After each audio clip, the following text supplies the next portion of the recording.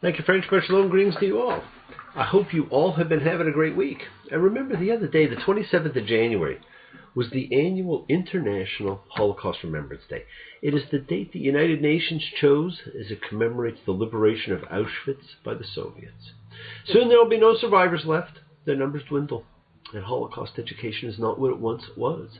Instead, with today's social media and internet world of instant knowledge, denial, distortion, and disingenuous information is rapidly becoming the great enemy of truth. We've been talking about freedom, and one of the great freedoms of all is the freedom of truth. Real truth stands the test of time and survives my truth, your truth, their truth. It is simply the truth, something we all seek, the North Star to guide us. Do not let the truth die. Do not forget. Do not let those who were exterminated die in vain. And my deepest thanks go to my good friend and mentor Monty for pointing out that fabulous Kabbalistic exercise of meditating on the 72 three-letter names of God contained in Exodus 14:19-21. This is a great book for meditation exercises. And the levels upon which this book can be studied is pretty limitless. And if any of you want, a breakdown of the 72 three-letter names, send me an email and I'll be happy to send it out to you. And please send some healing energy to Cindy. She fell on the ice, hurt herself badly enough that she had to have surgery, ended up with pins in her to help keep her together, and is recovering with the help of her family. Misha Berach Avotenu, B'chor HaBracha Limotenu. May the source of strength who blessed the ones before us help us find the courage to make our lives a blessing. And let us all send love and cheer for Ellen, who will soon be off to her niece's wedding, the last member of a family. The joy of family connection knows no bounds. As they sing in Wicked, too late for second guessing, too late to go back to sleep. It's time to trust your instincts. Close your eyes and leap. It's time to try, defying gravity. I think I'll try, defying gravity. And you can't pull me down. You can all defy gravity, my friends. Now, you may or may not have noticed a very dominant theme to date. Just about everything we've read. And the theme is family. Friends, what is one of the things that bring characters to life? When we read any great stories, see great movies, watch some of those fantastic Animal Kingdom type shows, imagine our own lives. It is the family relationships that we see, read, learn about. It reflects the characters we are following and shows the relationships of their lives. And every one of us have relationships that mirror the story of our lives. Can the story of your life be told without your relationship to and within your family? This parsha highlights for us that relationships are the highlight of our lives. After the cosmic adventures of Genesis, we learned about the relationships of one family and what stories they told. We saw the depths of great love, hate, jealousy, envy, fear, and compassion between husband and wife, brothers and sisters, parents, cousins. And you probably noticed these were all relationships that did not include friendships. Truly one of the greatest relationships of all is that of friendship. But that is a relationship the Bible does not concern itself with. Baby blood is thicker than water. Now this week we have an interesting parsha for several reasons. First, because it is named for one of the few non-Hebrew people in the Bible. But it most certainly is named for one of the great monotheists of the Bible. The priest of Midian, Yitro, Jethro, Moses' father-in-law. Exodus 18:1. And Jethro, priest of Midian, Moses' father-in-law, heard everything that God had done for Moses and for Israel. And Jethro, Moses' father-in-law, took Zipporah, Moses' wife, and her 2 sons, and came to Moses, to the wilderness in which he was camping at the mountain of God. Now we knew how Isaac loved Rebekah. We knew how Jacob loved Rachel, but we know nothing of Moses' relationship with Zipporah. Now, we do find out later that Moses has a second wife, who we also know nothing about, other than it triggers the Miriam punishment episode. We know the sibling rivalries in each preceding family, but we know nothing of Moses' sons, Gershom and Eleazar, and their relationship with each other, let alone their relationship with Moses, their father. We view the life of Moses through his relationship with God on one hand and his relationship with the people on the other. His relationship with God, curious and fearful. He is an order taker, a negotiator, an interpreter, but always a servant. His relationship with the nation thrust upon him. He's made a leader, made to be an intermediary, a defender, a lawgiver, an educator. But this is a man we know nothing about. We don't even know his name. Exodus 18:7. And Moses went out to his father-in-law, and he bowed and he kissed him, and they asked each other how they were, and they came to the tent. Jethro arrives with Moses, his wife and sons, but only Moses' meeting with Jethro is described. There is nothing about his reunion with his family. The Bible is full of silences that scream to us. Where did Cain find his wife? How did Sarah feel about her sons being sacrificed? Sometimes we fill in these blanks, but often they are very loud silences, that is, very powerful ones. So why does the Torah announce the arrival of Moses, his wife and children, but not describe a meeting between them and Moses? Well, it was important to let us know that his wife and children were present with the Israelites during the wilderness period, but it was not considered important to describe their family relations. Family relations are described in the age of the patriarchs and later in the age of the kings because they play a role in the destiny of the people. In the story of Moses, his family plays no such role. And friends, it is our frustration with these silences and our hunger for more information that gave birth to Midrash, the explanations or exegesis of what we think happened. So Moses tells Jethro all of the adventures, and Jethro says, "Blessed is he who causes being, who rescued you from the hand of constraint and from the hand of fear, who rescued the people from under Egypt's hand." And that is pretty perceptive. And the second amazing thing about this parsha is, this week, my friends, we read what is truly the highlight of the Torah. Everything is about this section. This is the true climax. Everything else is dressing.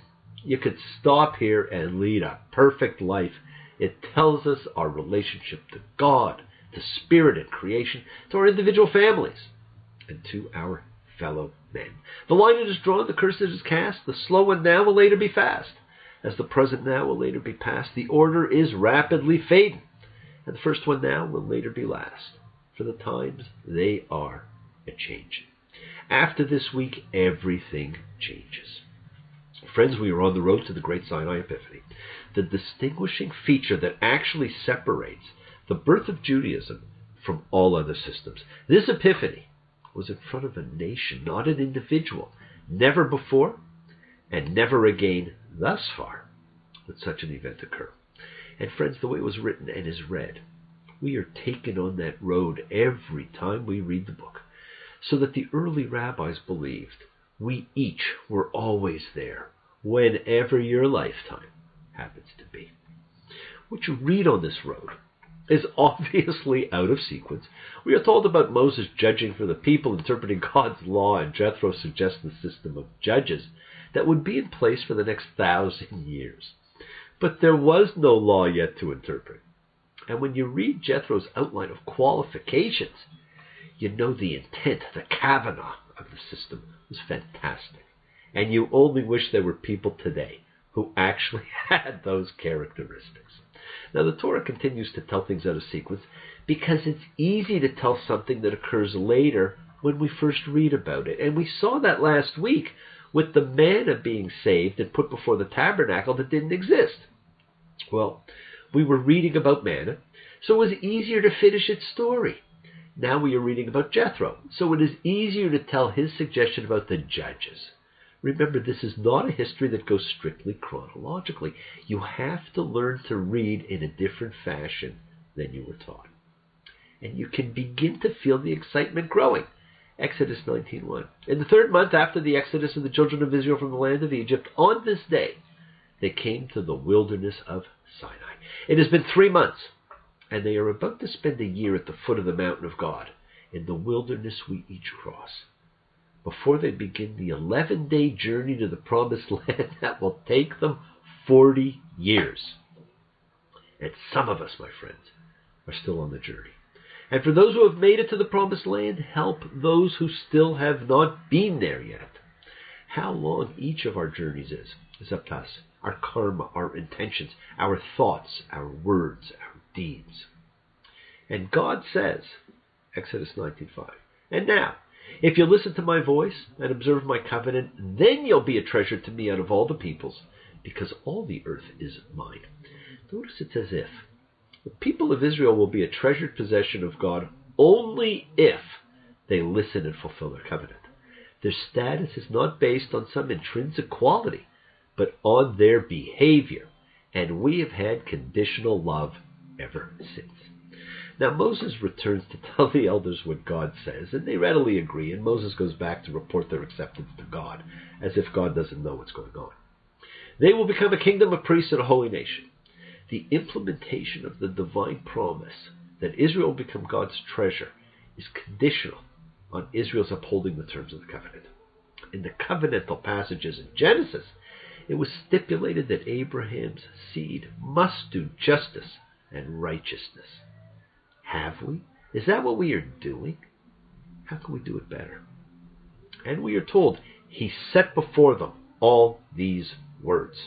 Words, devarim, are imagined in biblical Hebrew to be virtually palpable entities which could be put before people, which have powerful consequences from the moment they are spoken, and this statement acts as a prelude to the Decalogue. And the Lord said to Moses, "Hear, I am coming to you in the utmost cloud for the purpose that the people will hear when I am speaking with you, and you as well they will trust for all time. And be ready for the third day, because on the third day the Lord will come down on Mount Sinai before the eyes of all the people." The people will ready themselves for the third day, my friends. Sanctification of holy time and holy space. We make ourselves ready through steps we take. Just as we will for preparation into the tabernacle, just as we do now to ready ourselves for all the key moments in life. My friends, the sounding of the shofar will announce the Epiphany. Exodus 19:16. And it was on the third day when it was morning, and it was thunders and lightning and a heavy cloud on the mountain, and the sound of a horn very strong, and the entire people that was in the camp trembled. God's preferred signature of fire precedes the most historic announcement of all time. And Mount Sinai was all smoke because the Lord came down on it in fire, and its smoke went up like the smoke of a furnace, and the whole mountain trembled greatly. Remember a few weeks ago, my friends, I told you once more you would read about a furnace at the Epiphany. This is it. Only this time it is not a harbinger of death and destruction. And look at the juxtaposition this week as we read this while remembering the furnaces of death of the Holocaust. The Sinai encounter is imagined as the decisive moment in human history, when the celestial and terrestrial realms are brought into panoramic engagement. And as God comes down on the mountain, every sort of natural fireworks is let loose, so the trembling seizes not only the people, but the mountain itself. Thunder on the mountain, there's fire on the moon, a ruckus in the alley, and the sun will be here soon. Today's the day where I'm going to grab my trombone and blow. Well, there's hot stuff here, and it's everywhere I go. Now remember to look for the elements of creation, and here we have fire, air via the cloud, earth in the mountains and wilderness. This scene is simply missing the water, the emotion. But that will be described in the last sentence. All the elements are present. Exodus 21. Vaydaber Elohim et kal had debarim halala lemor. And God spoke all these words, saying. God speaks the words of the Ten Commandments aloud directly to the people. The Ten Commandments are the text of the covenant between God and Israel. And notice it says all these words. The number 10 is not stipulated, but the formulaic number 10 exerted a powerful force. 10 commandments. All the commandments. 10 commandments better. Good marketing. I am Yahweh your God, who brought you out from the land of Egypt, from a house of slaves. A statement, not a commandment. And notice all commemorations are from freedom from slavery. God's crowning achievement for the people is not creation of the universe, but freedom from slavery. Are you free? Were you ever? Have you given up your freedom? Do you feel free? Do you inspire others to be free. Friends, there are more than 60 chapters of Torah before the first law to Israel occurs in Exodus 12. And as Noah astutely pointed out, that strange law about Sabbath was that first law.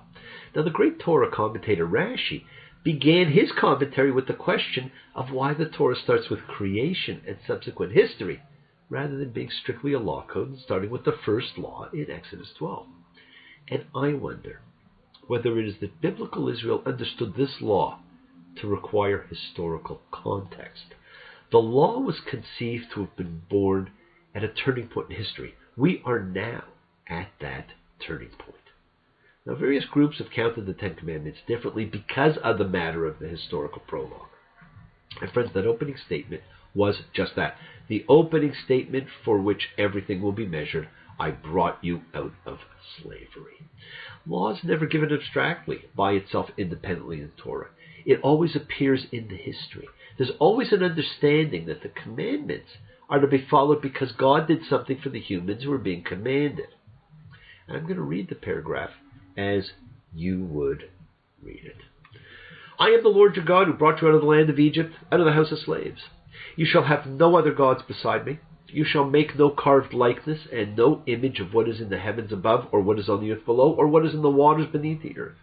You shall not bow to them, and you shall not worship them, for I am the Lord your God, a jealous God, reckoning the crime of fathers with sons, with the third generation and with the fourth for my foes, and doing kindness to the 1,000th generation for my friends, and for those who keep my commands. You shall not take the name of the Lord your God in vain, for the Lord will not acquit whosoever takes his name in vain. Remember the Sabbath day to hallow it. 6 days you shall work, and you shall do your task, but the 7th day is a Sabbath to the Lord your God. You shall do no task. You and your son and your daughter, your male slave, and your slave girl, and your beast, and your sojourner who was within your gates. For 6 days did the Lord make the heavens and the earth, the sea, and all that is in it, and he rested on the 7th day. Therefore did the Lord bless the Sabbath day and hallow it. Honor your father and your mother, so that your days may be long in the soil that your Lord has given you. You shall not murder, you shall not commit adultery, you shall not steal, you shall not bear false witness against your fellow man. You shall not covet your fellow man's house, you shall not covet your fellow man's wife, his male slave, or his slave girl, or his ox, or his donkey, or anything that your fellow man has. Look at the size of this book of law. Yet just like those posters that tell you everything you need to know that you learned in kindergarten, this one little paragraph tells you how to honor everyone and everything that shares the cosmos with you. Now, some of the actual words are different. The first, Exodus 23, really says, you shall not have other gods before my face. And it's an interesting choice of words. We simply say beside me. And it could have used face to refer to the eternal aspect of God, therefore conveying something like a prohibition, infringement on an eternal presence. The second, you shall not make a statue or any form that is in the skies above, or that is in the earth below, or that is in the water below the earth. Well, that pretty well covers everywhere. The statues of the gods and goddesses were icons, symbols that represented the deities present. Pagans did not believe that the statue was the god. The god was a force, known for its particular power in the universe: sky, earth, sun, wind, grain, fertility. Yahweh was not to be identified with any single force in nature. Likewise, a statue would limit what Yahweh was. The third, you shall not bring up the name of Yahweh your God for a falsehood, because Yahweh will not make one innocent who will bring up his name for a falsehood. Well, bring up his name for a falsehood is, of course, traditionally translated as take his name in vain. Now, this does not mean that one cannot say the divine name in an exclamation, God damn. It refers to falsehood. And this is not the same as the lying witness one that comes later. This commandment means that one cannot make an oath in God's name and not fulfill it. So be careful what you say. Remember the Sabbath day to make it holy. This is even expounded upon in the 7th day is a Sabbath to the Lord your God. You shall not do any work. You and your son and your daughter, your servant, your maid, your animal, and your alien who's in your gates. Well, you know, it's pretty self-explanatory. Everyone ceases. So I kind of missed the Shabbos Goy exemption in this, but that's another story. Now, friends, remember the Sabbath day, the ceasing day. This sole ritual among the Ten Commandments is a hinge that connects the two principal aspects of the deity already invoked, the God of creation and the God of history. The observance of the Sabbath is a commemoration or a reenactment of God's creation of the world, as verse 11 explains.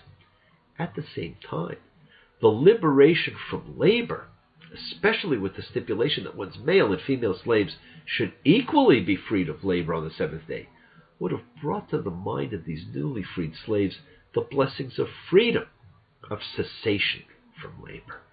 Now, these first four are about our relationship to God, creative spirit, sacredness of time and space. The last five are about our relationships with humanity, and the bridge between heaven and earth, as it were, is our relationship to our roots, our souls, and our family. And it's interesting that God gives commentary or mini explanations for the ones to do with Him, but not for the ones dealing with humanity. Perhaps we should get those automatically, but it looks like a lot of people did not get that memo. The fifth, honor your father and your mother.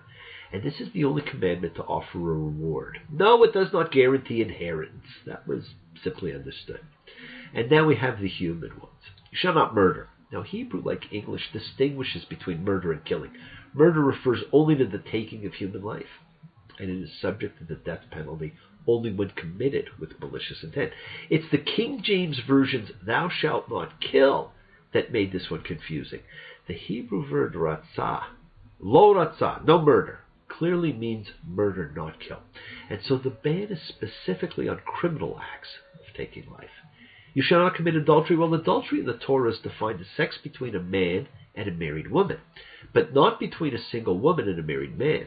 And the reason for this is that ancient Israel was polygamous, and it was acceptable for a man to have several wives or concubines, as long as none of them was married to another man. You shall not steal. You shall not testify against your neighbor as a lying witness. Now, the inclusion in the Decalogue of this commandment against being a false witness appears to be itself evidence that testimony was not necessarily taken under oath, because if it were, this commandment would have been unnecessary. You shall not covet your neighbor's house. You shall not covet your neighbor's wife or servant or his maid or his ox or his ass or anything your neighbor has. Covet. Now, this comes at the end of the Ten Commandments, and it is different because it commands regarding an emotional state. You shall not covet. Now, the Hebrew verb, mod, exhibits a range of meanings from yearn for, desire, lust after, to simply want. But here it clearly suggests wanting to possess something that belongs to someone else. And notice, throughout the 10 words, the commands are cast in the second person singular, whereas elsewhere in Hebrew law, plurals or third person singulars are usually used. The commandments are addressed to each person individually. This fantastic method is something Moses will use in his great discourses in Deuteronomy to a group of people who were not there, making them think they were. And every year I'm asked to do a special presentation on the Decalogue and how these commandments affect us in our own lives. I call it the 10.1 Commandments, the upgrade. These ancient laws are quite understandable and quite applicable. And all the people were seeing the thunders and the flashes and the sound of the horns and the mountain smoking, and the people saw. Now notice how it ends. And the people saw. The revelation from God witnessed by everyone. Now it's the Masoretic text which says this, but other Torahs, the Greek, the Samaritan, and others say, and the people were afraid. See, the letters for saw and afraid are the same. And based on what is written, the odds are really good that afraid is the proper word. And the people were afraid. And there is the missing element, water, emotion, fear. Now, I don't know about you, but when I was watching that mountain shake and the fire flying everywhere, I was pretty afraid too. The world is sacred, my friends. And so is everything in it. Express your gratitude, light a candle, make a wish, celebrate your life and the lives of those you love. Share your feelings with them, live free, be free, honor your freedom. Be well, be happy, be blessed. Share and honor the light, and all who live in the light continue to shine.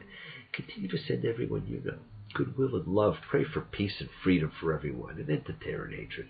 Remember, friends, we are a community. We learn together, we celebrate each other, we love each other. We share this ride together, men and women equally. Let us send out love, not fear. Send out peace, harmony, good healing to all who need it. And please do learn to forgive and learn to love. Follow the call of Exodus and fix the relationships of your life.